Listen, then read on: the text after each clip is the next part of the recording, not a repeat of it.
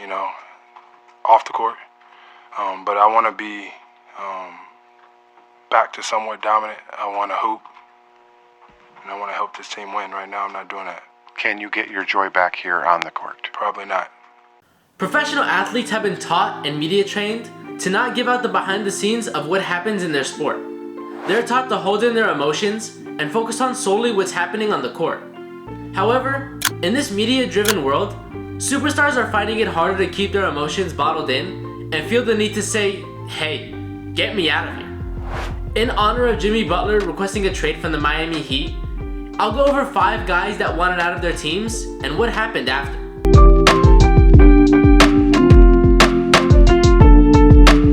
The first trade request that I'll get into would have created the first super team ever seen in the NBA. Chris Paul had been with the Hornets since they drafted him 4th overall in 2005, and he had been nothing but short of great for them.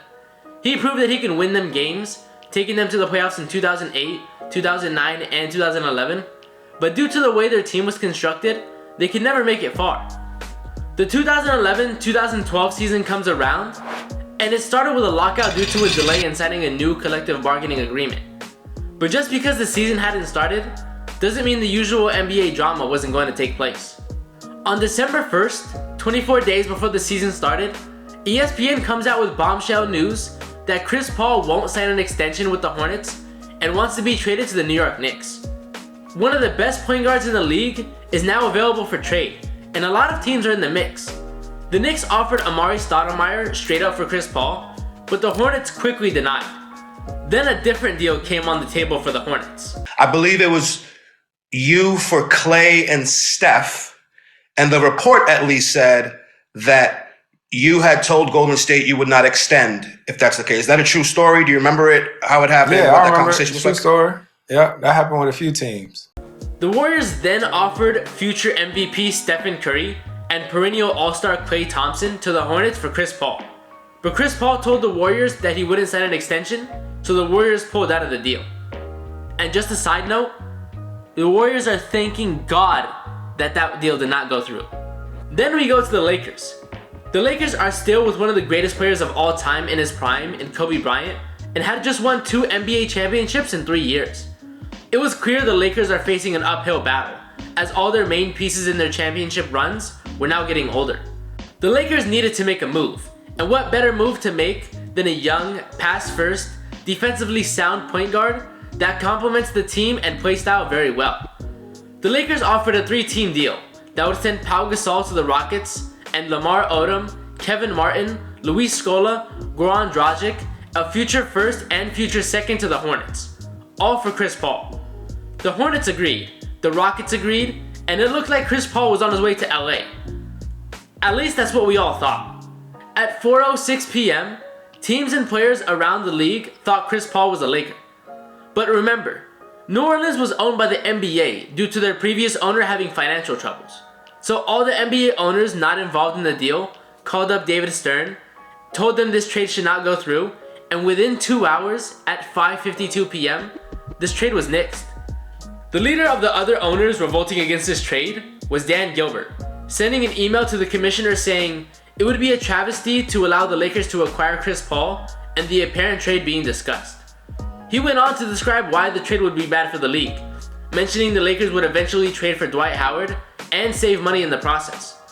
Paul was still a Hornet, and this killed the Lakers' plan of getting a big 3 of Dwight Howard, Kobe Bryant, and Chris Paul. 3 days later, the Clippers swooped in with Eric Gordon, Al-Farouq Aminu, Chris Kaman, and a first-round pick to create the Lob City Clippers. But the damage was done already. Former Lakers talked about how this trade ruined their chemistry, talking about how they felt they weren't good enough. The Lakers made a bunch of useless trades, like Derek Fisher to the Rockets and Luke Walton to the Cavaliers in hopes of getting something going, but it just didn't happen. The Hornets, on the other hand, got screwed out of the better deal. Eric Gordon was plagued with injuries, Aminu and Kaman were disappointing, and the first round pick, who ended up being Austin Rivers, was not what the Hornets expected. As for Chris Paul, he had plenty of highlights with the high-flying duo of Blake Griffin and DeAndre Jordan, but it can never translate to wins due to injuries. The Chris Paul saga was terrible, and finally over. But that doesn't mean a different superstar mentioned didn't get dealt.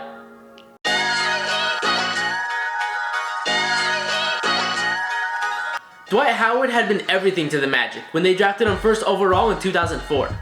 A 3-time Defensive Player of the Year, led the Magic to a championship appearance in 2008, and one of the best players and personalities in the league. Teams would pay top dollar for Howard in the early 2010s. But after 8 seasons of the Magic front office not doing anything significant to help Howard out on the court, Dwight went to go complain to ownership about something, which sparked the first key and awkward moment of this whole situation. Talk to management. Will they listen to him, or will it be a management? Oh, I have no idea. They can. Well, obviously it'll be a management decision. They have to make the decision, but I ain't worried about that. So. Excuse me. Yeah, Stan, we're not worried about that, right? That's what I just said. We got to be worried about winning games. Yeah, what's our main concern right now? Jameer. We have to stop Carmelo Anthony and the New York Knicks tonight. And the New York Knicks. That's exactly That's right. the plan, right? That is the plan. That's what I just said. Is Dave Ping here today? The guy who started this BS? I don't see Ping here. Me neither. Are you guys done with me? Yeah. Let's all You can talk to him now. All right. Dwight Howard had went to ownership and wanted his coach Stan Van Gundy fired. And we found out about this from his coach after a team practice. A Saturday Night Live writer couldn't write this better. And this moment led to a formal trade request from Howard in June of 2012, starting what we like to call the Dwight Man. He wanted to be sent to the Brooklyn Nets, but received trade offers from teams all over, including the Rockets and the Lakers. The Nets were desperate to create a big three to rival Miami's, with Darren Williams, Joe Johnson, and Dwight Howard. So they offered Orlando Brook Lopez, Chris Humphries, and a crazy 4 future first-round picks in return for Howard, Chris Duhon, and Earl Clark. The Magic said no, so they turned to the Rockets. The Rockets were going to revamp their entire roster in one move, looking to move Kevin Martin, Patrick Patterson, Marcus Morris, Chandler Parsons, the draft rights to Jeremy Lamb, Royce White, and Terrence Jones, and multiple first-round picks in return for Howard, Glenn Davis, Jason Richardson, Chris Duhon, and Hedo Turkoglu. The GM of the Rockets, Daryl Morey, wanted to make a fantasy basketball type of trade, so of course the Magic and the Rockets couldn't come to a deal. Then we go to the eventual trade partners, the Los Angeles Lakers. This was a 4-team trade that involved the Magic, Lakers, Nuggets, and the 76ers. So many pieces were moved that it's better to say where those pieces went rather than where those pieces came from. The Lakers got Dwight Howard, Chris Duhon, and Earl Clark, all from the Magic. The Nuggets got Andre Iguodala from the 76ers. The 76ers got Andrew Bynum from the Lakers, and Jason Richardson from the Magic. And the Magic got the biggest haul, of course, getting Aaron Aflalo, Al Harrington, a 2014 first and 2013 second from Denver, Mo Harkless, Nikola Vucevic, and a conditional 2015 first from Philadelphia, and Josh McRoberts, Christian Ayenga, a 2017 first and 2015 second from the Lakers. In 2012, it seemed like every team won this trade except for the Magic, as the Lakers, Nuggets, and 76ers all got all-stars out of the deal. But now looking back on it, the only team that won the trade was the Magic. The Lakers didn't get what they were expecting when they paired Kobe and Dwight together, creating many problems between the two. The Nuggets didn't get anything out of Iguodala, having only played 1 season and then getting shipped to Golden State for nothing. And the 76ers got 2 injury-prone all-stars in Richardson and Bynum. Vucevic ended up becoming a reliable 20-10 center and became a stepping stone for the rebuild as they traded him for 2 first-round picks, one of them being Franz Wagner. But 2 straight years in the NBA, where arguably the best player at their position wants out of somewhere. It goes to show how much of a stronghold superstars hold on to their organization. But what happens when those superstars are not granted their request?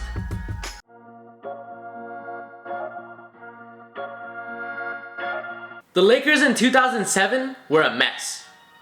After getting rid of Shaq, the Lakers had missed the playoffs once and couldn't get past the first round 2 years after that. It was clear the Lakers had a problem with their roster, but the front office wasn't doing anything to improve. Kobe was visibly upset, as the Lakers looked like they wanted to rebuild rather than build on what they have. Getting young guys like Kwame Brown, Smush Parker, and Andrew Bynum, Kobe didn't want to wait for a rebuild, going on Stephen A. Smith's show to say this. Well, if you don't know how you can move forward in that situation, you're still under contract with them. Are you saying right here on this show that you want to be traded? Yeah, I would like to be traded, yeah. There's no ifs, ands, or buts about it. It's not a situation where what if, you know, I know before you reportedly said that you would like them to get Jerry West back. Are you saying now emphatically, regardless of what they've done, you want out of Los Angeles? Yeah, I would like to be traded. Kobe was fed up with the Lakers, saying there was nothing they could do that would change his mind. Of course, there were many teams interested in the Kobe sweepstakes, starting with the craziest trade offer by far.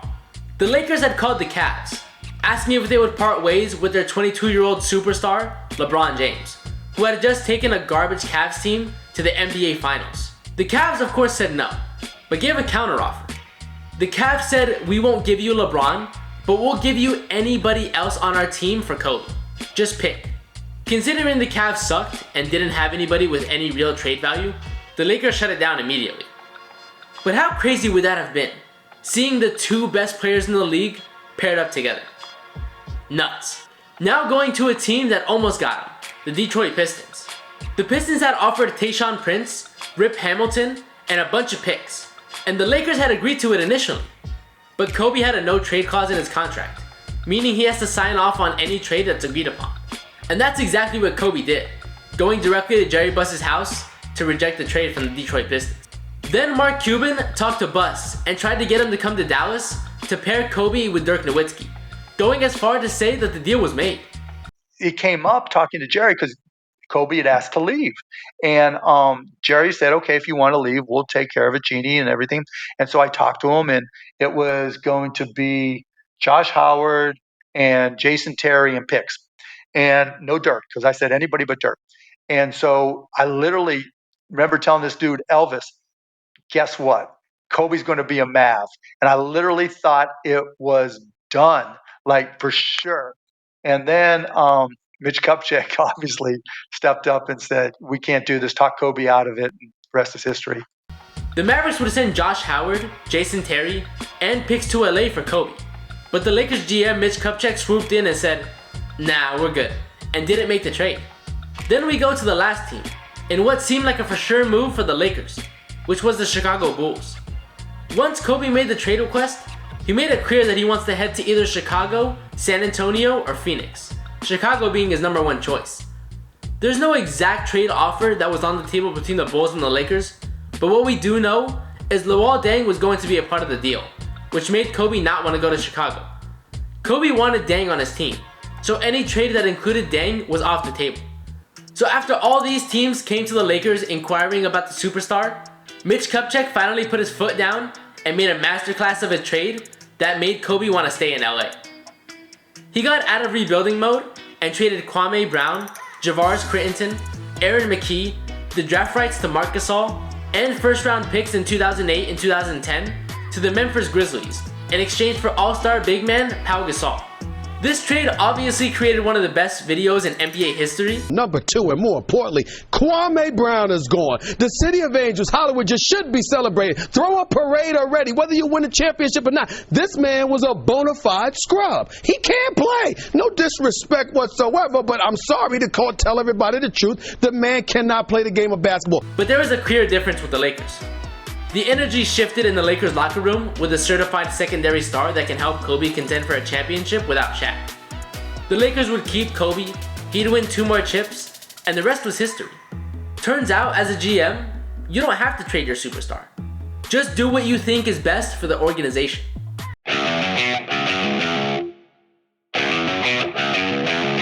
The last trade request that I want to talk about is the king of trade requests himself, James Harden. Harden has never headed into free agency, yet has somehow been on 4 different teams. When you hear that, you might think of a journeyman, but we're talking about one of the best NBA players we've ever seen. Let's get into the first trade request that he made, which sent him from the Rockets to the Nets. Harden had proved himself to be one of the best players in the league as a Rocket, winning the 2018 MVP and never missing the playoffs in his first 8 seasons. But Harden and the Rockets began to fall apart when the relationship between Chris Paul and Harden started to deteriorate after the 2018 Western Conference Finals, where they were 1 win away from knocking off the defending champ Warriors. Harden told GM Daryl Morey to trade for his former teammate Russell Westbrook, or he'd ask for a trade out of Houston. And that's exactly what Morey did. He abided by Harden's request and sent Chris Paul and 4 first-round picks to OKC for Westbrook. hoping to keep a superstar happy. It made Harden happy for a season, but the pairing wasn't a good fit, and Westbrook was shipped to Washington for John Wall and a first-round pick. Not only that, Daryl Morey had to step down from GM as the Rockets, upsetting Harden even more due to their close relationship. Harden requested a trade from Houston to Brooklyn, where another one of his former teammates was at, Kevin Durant, and another superstar in Kyrie Irving. And of course, Harden's wish is granted, forcing another team to give up a tremendous amount of draft capital in order to make this trade happen. The Nets gave up a crazy 7 first-round picks in addition to Jared Allen, Karis LeVert, and Taurean Prince to get Harden and keep KD and Kyrie on their roster, forming a super team. We all looked at this team as the 2021 NBA champs, with the amount of skill that is on the court at one time. But there was a couple things that us fans didn't take into account. This big three needs to stay on the court, and one of these guys needs to take a step back. None of these things happened, as Kyrie refused to take the COVID vaccine, so he couldn't play in New York, and KD dealt with injuries throughout their partnership.